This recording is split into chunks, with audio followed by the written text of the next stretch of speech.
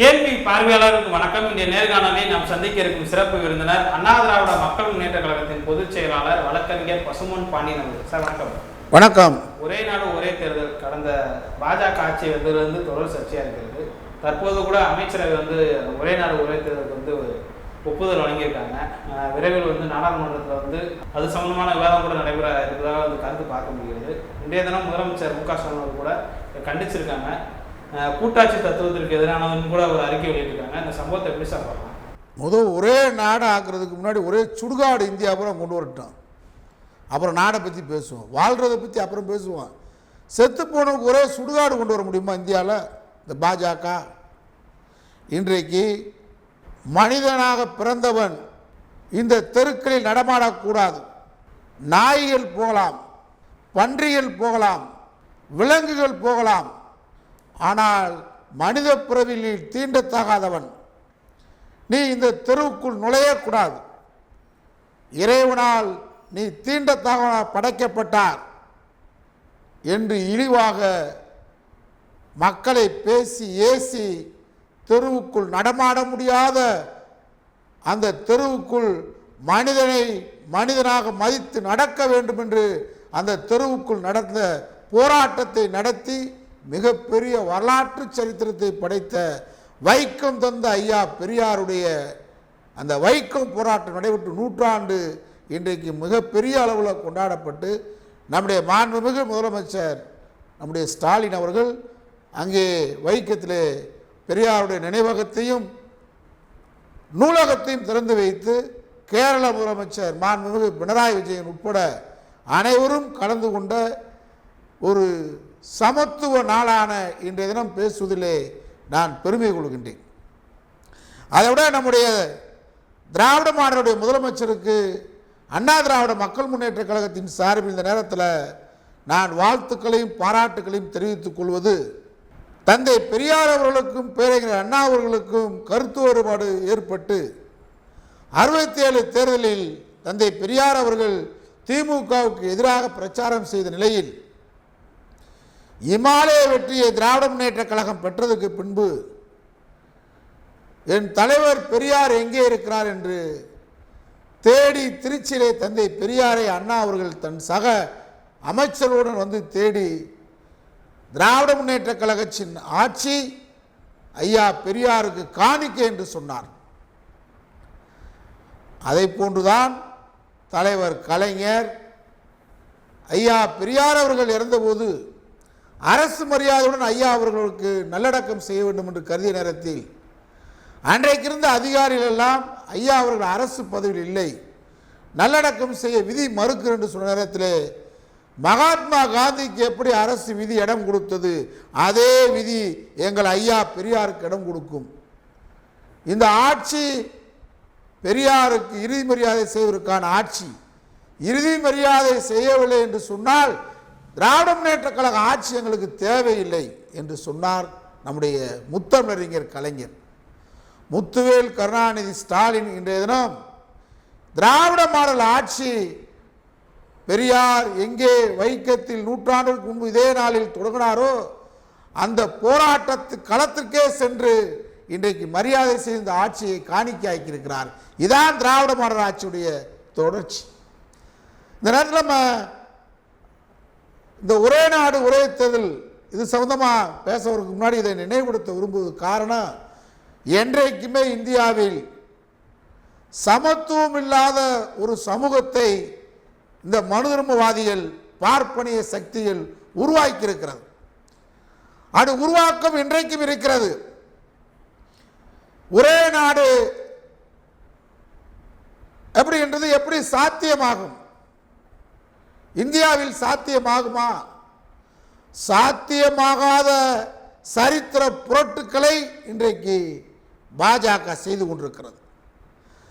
RSS என்கின்ற அமைப்பு நூற்றாண்டுகளாக தோற்றுவிக்கப்பட்டு இங்கே அவருடைய கொள்கைகளை படிப்படியாக பாஜக மூலம் செய்வதற்கு ஒரு அஜெண்டாவை ஏற்படுத்தி செய்து கொண்டிருக்கிறார்கள். காஷ்மீர் மக்கள் நம்மோடு இணைவதற்கு சிறப்பு அதிகாரத்தை கொடுத்து 370 கொடுத்து இணைத்தோம். ஆனால் RSS கோட்பாடு இப்பொழுது நடந்து முடிந்த சட்டமன்ற தேர்தலில் மராட்டியத்தில் கூட மோடி அவர்கள் திமிராக ஆணவமாக பேசினார். நான் 370 நான் உயிரோடு இருக்கும் வரை நான் கொண்டு வர மாட்டேன் என்று சொன்னால் என்ன அகம்பாவது, என்ன திமிர்? மோடி உங்க அப்பை விட்டு சொல்றா 370 இஸ்லாமிய மக்களுக்கு அரணாக பாதுகாப்பாக விடிய விடிய நேருவும் ஷேக் அப்துல்லா அவர்கள் உட்கார்ந்து பேசி அந்த மக்களுக்கு பாதுகாப்பு வழங்கப்பட்ட 370 மோடி அப்பை விட்டு சொத்தா? நான் உயிரோடு இருக்கிற கொடுக்க மாட்டேன், உங்க வீட்டு சொத்தை பங்கு கேட்கிறோமா? என் ஆளுநர் தொப்புள் கூடிய உறவுகள், பார்ப்பனரை விட இந்த நாட்டில் இந்திய விடுதலை போராட்டத்திற்கு அதிகம் ரத்தம் சிந்தியவர்கள், அதிகம் விலை கொடுத்தவர்கள் இஸ்லாமிய சகோதரர்கள். இந்த நாட்டின் தேசிய கொடி பறக்குது என்று சொன்னால் ஒரு இஸ்லாமிய சகோதரி தயாரித்த கொடி. இன்றைக்கு கதர் என்கின்ற ஆடையை அணிகிறோம் என்று சொன்னால் இஸ்லாமிய சகோதரி கொடுத்த கதர் ஆடை. பார்ப்பனரை விட RSS விட இந்த நாட்டிற்கு தியாகம் செய்தவர்கள் சிறுபான்மையினர். அவர்களை ஒடுக்க விடுவதற்காக நீ 370 சரத்தை எடுத்த. பாபர் மசூதியை இடித்த குற்றவாளிகள். எப்படி ஒரே நாடு சாத்தியமாக? இந்தியா என்பது ஒரு நாடா? ஒரு நாடு இல்லை. நாடு என்பதை நாங்கள் மறுக்கிறோம். This is not country, subcontinent. Srinivasa Iyengar வரலாற்று ஆசிரியர் சொல்லுகிறார். ஜவஹர்லால் நேரு சொன்னார் வேற்றுமையில் ஒற்றுமை. இது ஒரு நாடே இல்லை. நீ இப்படி ஒரே நாடுன்னு சொல்ற? இந்திய அரசியலமைப்பு சட்டத்தில் ஒரே நாடுன்னு சொல்றோமா? பல்வேறு தேசிய இனங்களின் ஒரு கூட்டு தொகுப்பு யூனியன் தான் இந்தியா. பல்வேறு ஒன்றியங்களின் தொகுப்பு தான் இந்தியா. பல்வேறு தேசிய மொழி, தேசிய இனம், கலாச்சாரம், பண்பாடு, வேற்றுமையில் ஒற்றுமை தான் இந்தியா. இந்த பண்பு இருக்கிறது தான் இந்திய நாடு என்கின்ற இந்த இந்திய யூனியன் ஒற்றுமையா இருக்கும். இப்ப நீ தேன்கூட்டில் கை வைக்கிற மாதிரி கை வைக்கிற. நீ ஒரே நாடு நோக்கம் என்ன? அப்புறம் ஒரே மதம் சொல்லுவ, அது இந்து மதம் தான் சொல்லுவ. இப்ப ஆரம்பிச்சிட்ட. 1991 அன்றைய நரசிம்மராவ் அரசு ஒரு சட்டம் கொண்டு வந்தது. வழிபாட்டு தலங்களை பாதுகாக்கின்ற சட்டம். என்ன சட்டம்? 1947 ஆகஸ்ட் 15 சுதந்திரத்துக்கு முன்னாடி எந்தெந்த வழிபாட்டு தலங்கள் இருந்ததோ, இஸ்லாமியர்கள் வழிபடுகின்ற மசூதிகள், பள்ளிவாசல்கள், இந்துக்கள் வழிபடுகின்ற கோயில்கள், பௌத்த பீடங்கள், கிறிஸ்தவனுடைய தேவாலயங்கள், அதெல்லாம் அப்படியே இருக்கணும். யாரும் முறையிடக்கூடாது, என்னதான் முறையிடக்கூடாது, அபகரிக்க நினைக்கக்கூடாது. அதாவது அப்படியே இருக்கட்டும், ஸ்டேட்டஸ்கோ அப்படியே இருக்கட்டும். இது சொன்னா உச்ச நீதிமன்றத்தில், உயர் நீதிமன்றங்களில் வழக்கு தொடுக்கூடாது, அந்த வழக்கு எடுக்கக்கூடாது. அதை மீறிதான் ராமர் கோவில் பிரச்சனையை வழக்கா எடுத்தீங்க. வழக்கா எடுத்த தலைமை நீதிபதி என்ன சொல்றாரு? வழக்கின் அடிப்படையில் இந்த நாட்டில் சாட்சியங்களும் ஆவணங்களின் அடிப்படையில் தான் நீதிமன்ற தீர்ப்பு கொடுக்கணும். எனக்கு ராமர் கனவுல சொன்னார், நான் தீர்ப்பு கொடுத்தேன்னு சொன்னா இது நாடா? நான் கேட்கிறேன். ஆவணங்களும் சான்றுகளும் சாட்சியங்களின் அடிப்படையிலான தீர்ப்பு தான் தீர்ப்பு. ராமர் எப்படி உனக்கு வந்தார்? ராமர் என்பதே இல்லை. ராமாயணம் என்பதே புரட்டு. துளசிதாசர் ராமாயணத்தை ஒத்துக்கிறையா? கம்பர் எழுதின ராமாயணத்தை ஒத்துக்கிறையா? கிருபானந்த வாரியார் எழுதின கம்பராமாயணத்தை ஒத்துக்கிறையா? கம்பராமாயணம் ஒரு வரலாறு இல்லை, நாட் ஹிஸ்டரி. கம்பராமாயணம் கம்ப ராமாயணம் என்பது ஒரு கற்பனை காவியம். இந்த கற்பனை காவியத்தை வைத்து ஒரு தலைமை நீதிபதி எனக்கு அசரரியா ராமர் சொன்னார் அதனால் தீர்ப்பு கொடுத்த தீர்ப்பை எப்படி ஒத்துக்கொள்ள முடியும்? இந்த நாடு பன்முகத்தன்மையான நாடு. பாபர் மசூதி என்பது அவர்கள் வழிபாட்டு தலம் மட்டுமல்ல, அது ஹிஸ்டாரிக்கல் பிளேஸ், ஒரு வரலாற்று சின்னம். இந்திய மக்களால் போற்றப்படுகின்ற பாராட்டப்படுகின்ற ஒரு வரலாற்று சின்னத்தை என்றைக்கு நீங்கள் டிசம்பர் 1992 5ஆம் தேதி இடித்தீர்களோ, நீங்கள் பாபர் மசூதி இடிக்கவில்லை, நீங்கள் இடித்தது இந்திய மக்களுடைய ஒவ்வொரு மக்களுடைய இதயத்தை கடப்பார கொண்டால் இடித்திருக்கிறீர்கள். அதை போன்று தொடர்ச்சியாக 91 வழிபாட்டு தலங்கள் சட்டத்தை மீறுகின்ற அடிப்படையில் இன்றைக்கு ஒரு சாமியார் முதலமைச்சர், இந்த நாட்டில் அரசியலமைப்பு சட்டத்துக்கு மீறி ஒரு சாமியார், ஒரு மதத்துக்கான இந்துத்துவ தீவிரவாதி உத்தரப்பிரதேச முதலமைச்சர், அவருடைய ஆட்சியில் இஸ்லாமிய சகோதரர்கள் குற்ற வழக்கில் கைது செய்யப்பட்டாலே புல்டோசர் வச்சு வீடை இடிக்கிறது, கடை இடிக்கிறது. இன்றைக்கு 180 வருஷம் பழமையான மசூதி இடித்திருக்கிறான் ஒரு அயோக்கிய சாமியார். அப்புறம் நாங்கள் இந்த ஒரே நாடு ஒத்துக்கிற முடியும்?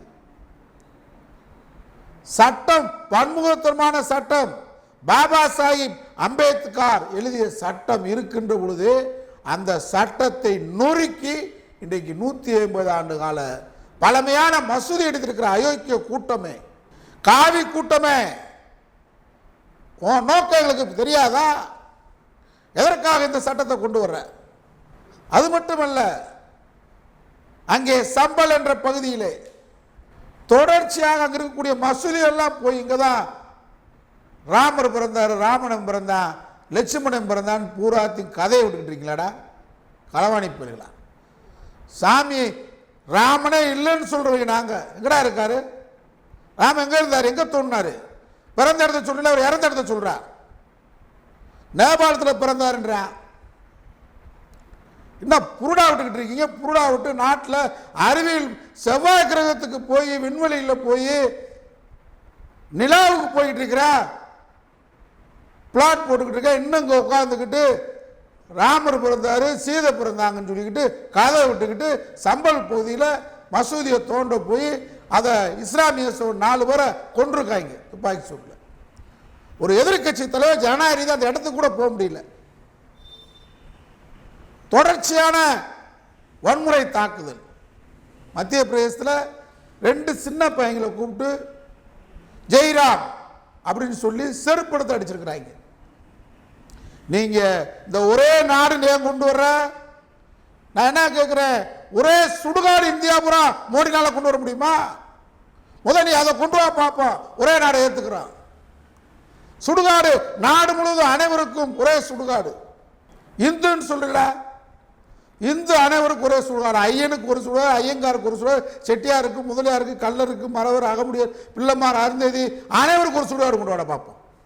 உன்னால் அதை கொண்டு வர முடியுமான்னு பார்ப்போம். என்ன நோக்கம்? ஆர்எஸ்எஸ் நோக்கம். ஒரே நாடுன்னு சொல்லுவ, இந்து நாடுன்னு கொண்டு வருவ, அது இந்து நாடுன்னு சொல்லுவ. இங்கே இஸ்லாமியர்கள் வாழலாம், வாக்குரிமை இல்லைன்னு சொல்லுவ. கிறிஸ்துவர்கள் வாழலாம், தேவாலயம் இங்கே இருக்கக்கூடாதுன்னு சொல்லுவ. கிறிஸ்துமஸ் கொண்டாடக்கூடாதுன்னு சொல்லுவ. தானே ஒரு நோக்கம். அப்புறம் இந்துண்டா யாருன்னு கேட்டா, இந்துண்டா யாரு? பாப்பான் தான் இந்து. அப்ப நான் நீங்கள் எல்லாம் எங்களுக்கு சேவகம் செய்ய படைக்கப்பட்ட அடிமைகள், கொத்தடிமைகள். இப்படிதான் இருந்துச்சு. இன்னைக்கு வைக்கத்துடைய 100ஆண்டு விழா என்ன போராட்டம் அது தெரியுமா? அப்ப நாய்க்கு அதுக்கு ஆர்எஸ்எஸ் காரனுக்கு தெரியுமா?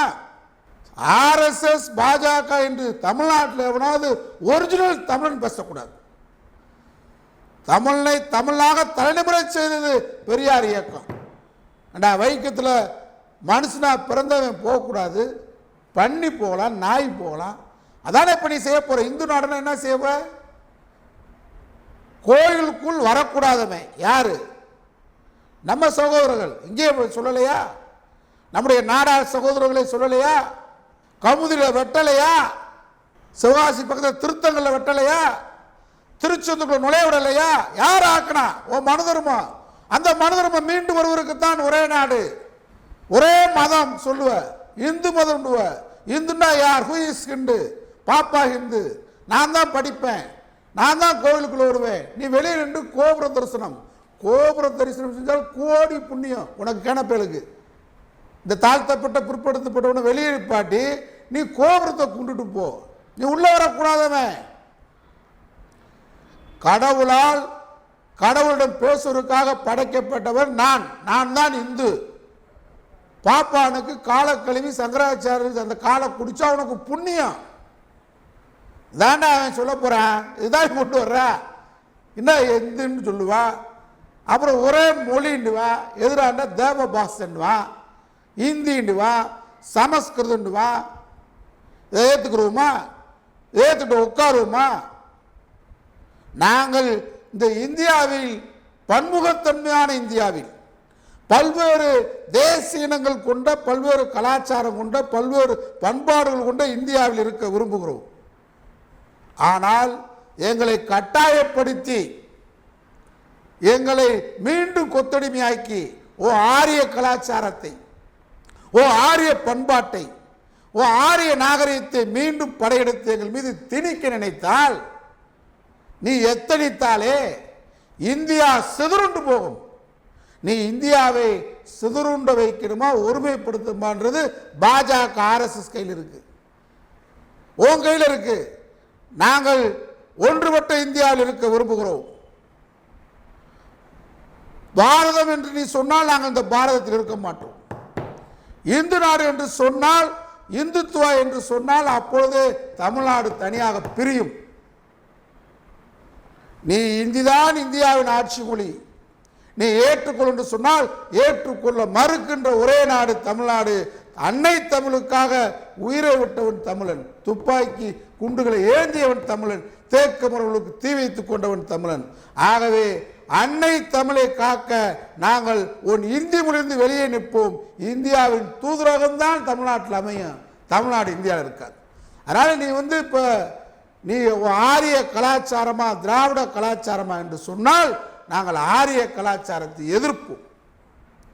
ஆரிய பண்பாட்டை தூக்கி போட்டு மிதிப்போம். கற்பனை காவியத்தை தீ வச்சு எரிப்போம். இங்க மனிதனை மனிதராக மதிப்போம். அனைவருக்கும் அனைத்தும். இதான் திராவிட மாடல். இந்த இந்தியா என்பது ஒரு ஒன்றுபட்ட இந்தியாவாக இருக்க வேண்டும் என்று கருதினால், அரசியலமைப்பு சட்டத்தில் அம்பேத்கர் வகுத்து கொடுத்த இந்த அரசியலமைப்பு சட்டத்தை புனிதமாக RSS கும்பல் மதிக்க வேண்டும். அம்பேத்கர் எழுதிய அரசியல் சட்டத்தை தூக்கி எழுதிவிட்டு உன் மனுதர்ம சட்டத்தை கொண்டு வருவதற்காக நீ ஒரே நாடு ஒரே தேர்தல் என்று கொண்டு வந்தால் தமிழ்நாடு ஏற்றுக்கொள்ளாது. வரலாற்றில் இந்தியா சிதறுண்டு போகும் என்று கருதினால் இந்த சட்டத்தை கொண்டு வா. இது நான் ஒரு வரலாற்று மாணவனாக, ஒரு திராவிட நாட்டினுடைய, ஒரு திராவிட இயக்கத்துடைய தொண்டனாக இந்த கருத்தை சொல்ல விரும்புகிறேன். அதனால நாங்கள் இந்தியாவில், பன்முகத்தன்மை கொண்ட இந்தியாவில், பல்வேறு தேசிய இனங்களை மதிக்கின்ற இந்தியாவில் நாங்கள் வாழ விரும்புகின்றோம். நீ ஒரே நாடு ஒரே தேர்தல் மூலம் இந்துத்துவாவை, இந்தியை, கற்பனை காவியம், ராமன் போன்ற கற்பனை காவியங்களை கையில் வைத்துக் கொண்டு இங்க இருக்கக்கூடிய 6 தொப்புள் கூடியவர்கள் இஸ்லாமியர்களுக்கு எதிராக, சிறுபான்மைக்கு எதிராக அடக்க வேண்டும், ஒடுக்க வேண்டும் என்று கருதினால், அதற்காக தான் இந்த சட்டத்தை நீ கொண்டு வந்தால் இந்த சட்டத்தை கடுமையாக எதிர்ப்போம். இந்தியா சிதறுண்டு போவதற்கு நீங்களே காரணம்.